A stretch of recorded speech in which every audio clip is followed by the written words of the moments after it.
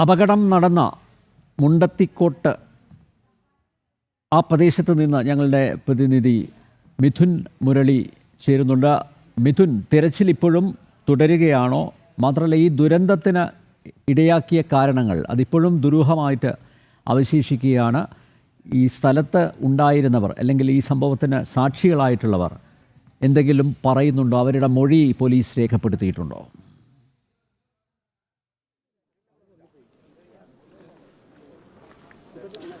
അനിൽ നമ്പ്യാർ, കൃത്യമായ വ്യക്തത വരേണ്ട രണ്ട് കാര്യങ്ങളുണ്ട്. ഒന്ന്, എത്ര പേരാണ് അപകടത്തിൽപ്പെട്ടത്? രണ്ട്, എങ്ങനെയാണ് അപകടം സംഭവിച്ചത്? ഈ രണ്ട് കാര്യങ്ങൾക്കും കൃത്യത ഇതുവരെ ഉണ്ടായിട്ടില്ല എന്നുള്ളതാണ്. ഞാൻ നിൽക്കുന്നത് അപകടം നടന്ന സ്ഥലത്താണ്. അല്പസമയം മുൻപ് വരെ ഇവിടേക്ക് മാധ്യമപ്രവർത്തകർക്കടക്കം പ്രവേശനം ഉണ്ടായിരുന്നില്ല. ഇപ്പോൾ ഈ തെരച്ചിൽ അല്പസമയത്തേക്ക് നിർത്തിവച്ചിരിക്കുകയാണ്. ആ സമയത്താണ് ഇത്തരത്തിൽ മാധ്യമപ്രവർത്തകർക്കടക്കം നമുക്ക് ഇതിനുള്ളിലേക്ക് പ്രവേശിക്കുന്നതിനുള്ള അനുവാദം ഉണ്ടായത്.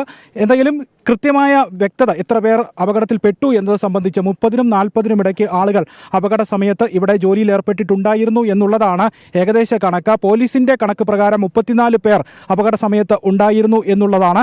റവാഡ ചന്ദ്രശേഖർ, സംസ്ഥാന പോലീസ് മേധാവി, പ്രാഥമിക വിലയിരുത്തൽ അപകട സ്ഥലം സന്ദർശിച്ച ശേഷം പറഞ്ഞത് 34 ആളുകളാണ് രക്ഷപ്പെട്ടവർ ഉൾപ്പെടെ ഈ അപകടത്തിന് ഇരയായത് എന്നുള്ള ഒരു കണക്കാണ്. അതൊരു പ്രാഥമിക കണക്ക് മാത്രമാണ്. ഈ 34 പേരിൽ രക്ഷപ്പെട്ടവരുമായി സംസാരിച്ച് കൂടുതൽ ആളുകളുടെ വിവരങ്ങൾ ശേഖരിക്കാൻ ശ്രമിക്കും.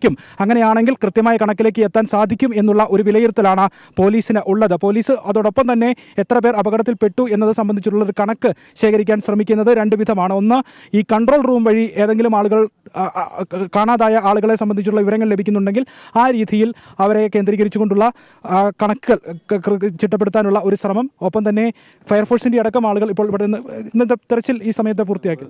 ഫുള്ള് തെരഞ്ഞിരുന്ന് 2 കുളങ്ങളുണ്ടായിരുന്നു. കുളമല്ല, കിണറുകൾ. ഇപ്പോൾ ചിലപ്പോൾ നല്ല പടക്കം പൊട്ടുന്ന സമയത്ത് ചിലപ്പോൾ ഓടിയിട്ടുണ്ടെങ്കിൽ കിണറ്റിൽ വീണിട്ടുണ്ടോ, അപ്പോൾ അതൊന്ന് പരിശോധിച്ചിരുന്നു. അപ്പോൾ നമ്മുടെ പാലക്കാട് ടീമിൽ നിന്ന്, പാലക്കാട് നിന്നുള്ള സ്കൂബ ടീം ഉണ്ടായിരുന്നു. സ്കൂബ ടീം വന്ന് പരിശോധന നടത്തിയിരുന്നു. രണ്ടിടത്തും ഇറങ്ങി പരിശോധന നടത്തി. ഒരു കിണറുണ്ടായിരുന്നു, കിണറിൽ നമ്മൾ പരിശോധന നടത്തി. പക്ഷേ ഒന്നും ശരീരഭാഗങ്ങൾ ഇന്ന് ലഭിച്ചിട്ടുണ്ട്. ഇന്ന് നമ്മൾ കുറച്ച് ചെറിയ ചെറിയ ഭാഗങ്ങളൊക്കെ കിട്ടിയിരുന്നു. അത് വലിയ പാർട്സ് അല്ല, ചെറിയ ചെറിയ പാർട്സുകൾ കിട്ടിയിരുന്നു. അവർ നായ കേന്ദ്രീകരിച്ചുകൊണ്ട് നടത്തിയ ഒരു അന്വേഷണത്തിൽ ഒരു തെരച്ചിലാണോ ഇങ്ങനെ കൂടുതൽ അങ്ങനെയും കിട്ടിയിരുന്നു. അപ്പോൾ പോലീസിൻ്റെ ഡോഗ് സ്ക്വാഡ് ഉണ്ടായിരുന്നു. അവരും പരിശോധന നടത്തി. രാവിലെ തന്നെ ഞങ്ങൾ കൊടുങ്ങല്ലൂരിൽ നിന്നാണ് വന്നേക്കുന്നത്. ഇന്നാണ് ഞങ്ങൾ വന്നത്. ഞങ്ങൾ ഇന്ന് രാവിലെ തുടങ്ങി പോലീസും ഫയർഫോഴ്സും. കിലോമീറ്റർ ചുറ്റളവിൽ നിന്നാണ് ഇന്ന് ശരീരഭാഗങ്ങൾ ലഭിച്ചിരിക്കുന്നത്. ഇതിപ്പോൾ സ്ഫോടനം നടന്ന സ്ഥലത്താണല്ലോ. നടന്ന സ്ഥലത്തു നിന്നും അതിൻ്റെ ചുറ്റുപാടുള്ള സ്ഥലങ്ങളിൽ നിന്നാണ്. ഏകദേശം ഒരു കിലോമീറ്റർ പരിധി. അത്ര ഞങ്ങൾ പോയിട്ടില്ല. ഫയർഫോഴ്സ് അത്ര പോയിട്ടില്ല. നമ്മൾ പിന്നെ ബാക്കിയുള്ളത് ഞങ്ങളുടെ തന്നെ സിവിൽ ഡിഫൻസുകാരുണ്ടായിരുന്നു. ആ സിവിൽ ഡിഫൻസും കൂടിയാണ് നമ്മൾ പരിശോധന നടത്തി. ഇതിൻ്റെ ചുറ്റുപാടുള്ള സ്ഥലങ്ങളിലാണ് പരിശോധന നടത്തി. ചെറിയ ചെറിയ പാർട്സുകൾ കിട്ടി നമ്മൾ അത് ഫോറൻസിക്കാരെ ഏൽപ്പിച്ചിട്ടുണ്ട്. എത്ര ശരീരഭാഗങ്ങൾ ലഭിച്ചു എന്ന് ഏകദേശം ഒരു കണക്ക് പറയാൻ പറ്റുമോ? പറയാൻ പറ്റില്ല. ചെറിയ ചെറിയ പാർട്സുകളാണ്. 11-10 മേളിൽ അതുണ്ട്. അതിൽ കൂടുതലുണ്ട്. നമ്മളൊരു 2-3 കിറ്റായിട്ടാണ് നമ്മൾ കൊടുത്തു വിട്ടത്. പ്ലാസ്റ്റിക്കിൻ്റെ കിറ്റിൽ അതിലാണ് കൊടുത്തു വിട്ടത്. ആളുകൾ എത്ര പേര് അപകടത്തിൽപ്പെട്ടു എന്നതിനെ പറ്റി എന്തെങ്കിലും കണക്കുകളോ എന്തെങ്കിലും വിവരങ്ങളോ നമുക്കറിയില്ല. എത്ര ഉണ്ടെന്നുള്ളത് നമ്മൾ ഇന്നലെ ന്യൂസിൽ അറിഞ്ഞ് മാത്രമേ നമുക്ക് അറിയുള്ളൂ. പിന്നെ നമ്മൾ ഇവിടെ വന്നു കഴിഞ്ഞാൽ പിന്നെ നമുക്കൊന്നും അറിയാൻ പറ്റില്ല. നമ്മൾ ഇവിടെ സ്പോട്ടിൽ വർക്ക് ചെയ്യുമ്പോൾ ഒരു സംശയം ഉണ്ടായിരുന്നത് ഇനി എന്തെങ്കിലും സ്ഫോടക ശേഷിയുള്ള വസ്തുക്കൾ ഇവിടെ ഉണ്ടാകും എന്നുള്ളതായിരുന്നു. അതൊക്കെ നിർവീര്യമാക്കി. അത് കുറേയൊക്കെ ഞങ്ങളെല്ലാവരും ഡോഗ് സ്ക്വാഡും എല്ലാവരും കൂടെ, ഫയർഫോഴ്സും ഡോഗ് സ്ക്വാഡും പോലീസും എല്ലാവരും കൂടെ പരിശോധന നടത്തിയിരുന്നു. കിട്ടിയതൊക്കെ നമ്മൾ കളക്ട് ചെയ്തുകൊണ്ട് കുറേ അവിടെ ഡിസ്പോസ് ചെയ്തിരുന്നു. നിർവീര്യമാക്കി മുഴുവൻ കുറച്ച് ഡിസ്പോസ് ചെയ്തിരുന്നു. ബാക്കി മറ്റേ അവർ ചെയ്തോളാം പറഞ്ഞു. ഉണ്ടായിരുന്നു. അവർ നോക്കിയിട്ട് ചെയ്യാന്ന് പറഞ്ഞു. നിലവിൽ അപകട ഭീഷണി ഉയർന്ന രീതിയിലൊന്നും ഇവിടെ ഇല്ല. നിലവിലിപ്പോൾ സാധ്യത കാണാനില്ല. എന്നാലും നമുക്ക് പറയാൻ പറ്റില്ല. ഞങ്ങൾ ഒരു ടീം ഇവിടെ ഫയർഫോഴ്സിൻ്റെ ഒരു ടീം ഇന്ന് ഫുൾ ഓടി ഉണ്ടാകും. ഇന്ന് തെരച്ചിൽ ഉണ്ടാവും?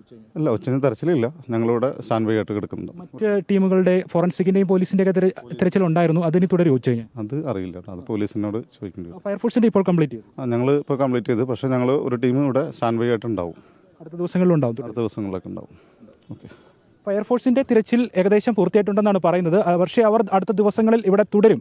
ഇനി ഏതെങ്കിലും സാഹചര്യത്തിൽ തിരച്ചിൽ നടത്തേണ്ട സാഹചര്യം ഉണ്ടായാൽ അതിനോടനുബന്ധിച്ച് ഒരു സംഘം ഇവിടെ ക്യാമ്പ് ചെയ്യും എന്ന് തന്നെയാണ് ഫയർഫോഴ്സ് ഉദ്യോഗസ്ഥർ പറയുന്നത്. ധാരാളം ശരീരഭാഗങ്ങൾ ഇന്ന് വിവിധ മേഖലകളിൽ നിന്ന്, അത് ഏകദേശം 1 കിലോമീറ്റർ ചുറ്റളവിൽ നിന്ന് തന്നെയാണ് കിട്ടിയിരിക്കുന്നത്. 500 അര കിലോമീറ്റർ ചുറ്റളവിലൊക്കെ സ്ഫോടനം നടന്ന ഭാഗത്തു നിന്നും ശരീരഭാഗങ്ങൾ ധാരാളമായി ലഭിച്ചിട്ടുണ്ട്. അത് ചെറിയ ശരീരഭാഗങ്ങളൊക്കെയാണ്. അതൊക്കെ ഇനി DNA പരിശോധനയ്ക്ക് വിധേയമാക്കി ഏത് ആളുകളാണ് ഇങ്ങനെ അപകടത്തിൽപ്പെട്ടത് എന്നടക്കമുള്ള കാര്യങ്ങളിൽ ഒരു വ്യക്തത വരുത്തേണ്ടിയിരിക്കുന്നു. എങ്കിൽ മാത്രമേ എത്ര പേർ അപകടത്തിൽപ്പെട്ടു എന്നത് സംബന്ധിച്ചുള്ള കൃത്യമായ ഒരു കണക്ക് ലഭ്യമാവുകയുള്ളൂ. ഈ കാര്യത്തിലാണ് പ്രധാനമായും ഒരു വ്യക്തത വരേണ്ടത്. എത്ര പേരാണ് അപകടത്തിൽ പെട്ടിരിക്കുന്നത് എന്നുള്ള സംബന്ധിച്ച കാര്യത്തിലാണ് വ്യക്തത വരേണ്ടത്. മന്ത്രി കെ രാജൻ ഇന്ന് രാവിലെ അപകടസ്ഥലം സന്ദർശിച്ചതിന് ശേഷം പറഞ്ഞതും ഇക്കാര്യത്തിൽ ഒരു വ്യക്തത വന്നിട്ടില്ല. 30-നും 40-നും ഇടയിലെ ആളുകൾ ഒരു പക്ഷേ അപകട സമയത്ത് ഉണ്ടാകാം എന്നുള്ളതാണ്. ആദ്യമേ പ്രാഥമിക ഘട്ട ഒരു വിലയിരുത്തലിൽ 40 ആളുകൾക്കുള്ള ഭക്ഷണം ഓർഡർ ചെയ്തിരുന്നു. അതിൽ 38 ആളുകൾ ഭക്ഷണം കഴിച്ചിട്ടുണ്ട്. അങ്ങനെയാണെങ്കിൽ ആ കണക്ക് പ്രകാരം 38-40 ആളുകൾ ഇവിടെ ഉണ്ടായിരിക്കാം എന്നുള്ള ഒരു ഏകദേശ ധാരണയായിരുന്നു ആദ്യഘട്ടത്തിൽ പ്രാഥമികമായി ഉണ്ടായിരുന്നത്. അതിനുശേഷം അത്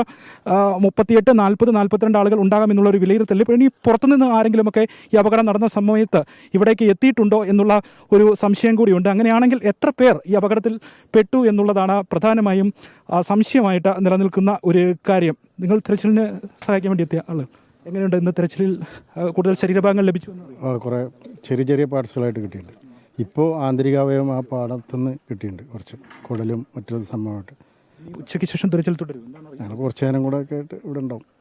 കൂടുതൽ ഭാഗങ്ങൾ ലഭിച്ചിട്ടുണ്ടോ? കുറേ ചെറിയ ചെറിയ പാർട്സുകളായിട്ട് കുറേ കൂടുതലായിട്ട് കിട്ടിയിട്ടുണ്ട്. എല്ലിൻ്റെ കഷ്ണവും ചെറിയ ശരീരത്തിൻ്റെ ഭാഗങ്ങളൊക്കെ സ്കിന്നിൻ്റെ പാർട്ടൊക്കെ ആയിട്ട് കുറേ കിട്ടിയിട്ടുണ്ട്. ഫയർഫോഴ്സ് സംസാരിച്ച് പറഞ്ഞ ഒരു 1/2 കിലോമീറ്റർ ചുറ്റളവിൽ നിന്നാണ് കിട്ടിയിരിക്കുന്നത്. നിങ്ങൾക്ക് എത്ര കിലോമീറ്റർ നിന്ന് കുറേ കിട്ടി, പിന്നെ അപ്പുറം ആ പാടഭാഗത്ത് നിന്ന് പുറത്തുനിന്ന് കിട്ടി. അപ്പോൾ ഒന്നിച്ച് പല ഭാഗങ്ങളായിട്ട് തെറിച്ചു പോയതാണ്, ചെറിയ ചെറിയ പീസായിട്ട് തെറിച്ചു പോയി. ഈ കടാവർ നായ എത്തുന്ന സ്ഥലം നായയുടെ സഹായത്തോടെയായിരുന്നു ഈ ശരീരഭാഗങ്ങൾ? അത് നേരത്തെ കണ്ടെത്തിയിട്ടുണ്ട്. ഒരു 3 ശരീരഭാഗങ്ങളും നേരത്തെ അവർ കണ്ടെത്തിയിട്ടുണ്ടായിരുന്നു, ഒരു നായയുടെ സഹായത്താൽ.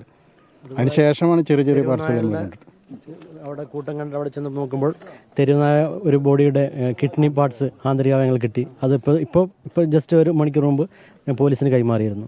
കാല്, കൈ, അങ്ങനെ ഒരു മുഴുവനായിട്ടുള്ള ശരീരഭാഗങ്ങൾ ഏതെങ്കിലുമൊക്കെ അങ്ങനെ ഇന്ന് കിട്ടിയിട്ടുണ്ട്? ഇന്നും കിട്ടിയിട്ടില്ല. ഇന്ന് മുഴുവനായിട്ട് ശരീരഭാഗങ്ങൾ കിട്ടിയിട്ടില്ല, പാർട്സുകളായിട്ടാണ് കിട്ടിക്കൊണ്ടിരിക്കുന്നത്. ഇനിയും കിട്ടാൻ സാധ്യതയുണ്ട്. ഉച്ചയ്ക്ക് ശേഷം ഉണ്ടാവുമോ? ഞങ്ങൾ തെരച്ചിൽ നടത്തുന്നുണ്ട്. സിവിൽ ഡിഫൻസ് ഇപ്പോൾ ജസ്റ്റ് കഴിഞ്ഞ് പോയി. അപ്പോൾ കാണാം 500-ന്റെ 2 നോട്ട്, കത്തിക്കരിഞ്ഞ നോട്ട്.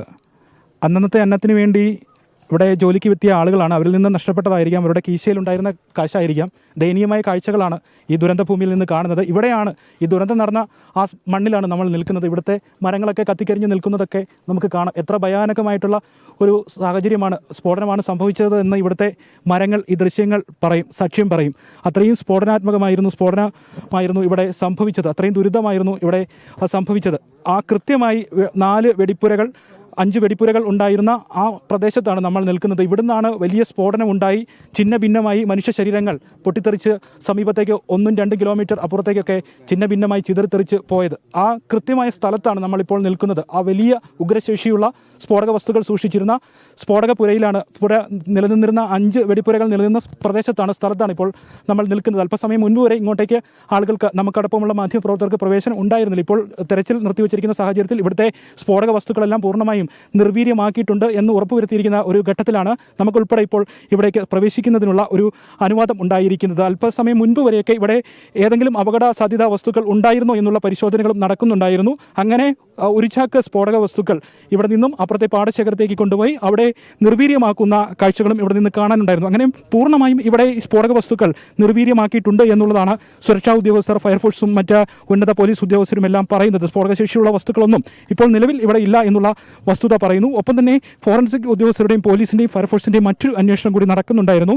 ഏത് രീതിയിലാണ് ഇവിടെ ഈ സ്ഫോടനം ഉണ്ടായത് എന്ന് കണ്ടെത്തുന്നതിനുള്ള ഒരു ശാസ്ത്രീയമായിട്ടുള്ള പരിശോധനകളും ഈ മേഖല കേന്ദ്രീകരിച്ചുകൊണ്ട് ഇന്ന് ഉച്ചവരെ നടക്കുന്നുണ്ടായിരുന്നു. പക്ഷേ അതിൻ്റെ അന്തിമമായിട്ടുള്ള വിലയിരുത്തലുകൾ നടത്തേണ്ടത് പോലീസാണ്. പക്ഷേ പോലീസിൻ്റെ ഭാഗത്തുനിന്നും ഇതുവരെയും അങ്ങനെ അന്തിമമായി എന്താണ് സംഭവിച്ചത് എന്നുള്ള കാര്യത്തിൽ ഒരു വ്യക്തമായ വിലയിരുത്തൽ ഇതുവരെ ഉണ്ടായിട്ടില്ല. റവാഡ ചന്ദ്രശേഖർ സംസ്ഥാന പോലീസ് മേധാവി വിലയിരുത്തൽ നടത്തിയപ്പോഴും ഒരു ഏകദേശ കണക്ക്, ഏകദേശ ചിത്രം, ഏകദേശ വിലയിരുത്തൽ, അത് 34 ആളുകൾ അപകടത്തിൽപ്പെട്ടിട്ടുണ്ടാകാം, കൂടുതൽ ആളുകൾ ഉണ്ടായേക്കാം എന്നുള്ള ഏകദേശ കണക്കുകളും എന്താണ് സംഭവിച്ചത് എന്ന് സംബന്ധിച്ചിട്ടുള്ള അന്തിമമായ ഒരു വിലയിരുത്തലും അദ്ദേഹത്തിൻ്റെ ഭാഗത്തുനിന്ന് ഇതുവരെ ഉണ്ടായിട്ടില്ല. ഇനി പോലീസ് കൂടുതൽ അന്വേഷണ ശേഷം ഇത് കൃത്യമായ ഉത്തരം, ഈ 2 കാര്യങ്ങളിൽ എത്ര പേർ അപകടത്തിൽപ്പെട്ടു, ഒപ്പം എന്താണ് സംഭവിച്ചത്, ഇക്കാര്യങ്ങളിൽ പോലീസിന്റെ ഭാഗത്ത് നിന്ന് കൃത്യമായ വിലയിരുത്തൽ സമീപ മണിക്കൂറുകളിൽ ഉണ്ടാകും എന്ന് തന്നെയാണ് പ്രതീക്ഷിക്കുന്നത്. അനിൽ നമ്പ്യാർ. യെസ്, അപകട സ്ഥലത്ത് ഇപ്പോഴും തിരച്ചിൽ തുടരുകയാണ്. മൃതദേഹാവശിഷ്ടങ്ങൾ ലഭിക്കുന്നുണ്ട്. ഇവയൊക്കെ DNA പരിശോധനയ്ക്ക് വിധേയമാക്കും. എന്തായാലും സർക്കാർ ഈ ദുരന്തത്തിൽ ജുഡീഷ്യൽ അന്വേഷണം പ്രഖ്യാപിച്ചിട്ടുണ്ട്. മാത്രമല്ല കൊല്ലപ്പെട്ടവരുടെ കുടുംബങ്ങൾക്ക് 14 ലക്ഷം രൂപ വീതം ധനസഹായം പ്രഖ്യാപിച്ചിട്ടുണ്ട്. കൂടുതൽ വാർത്തകളിലേക്ക് പോകാം ഇടവേളയ്ക്ക് ശേഷം.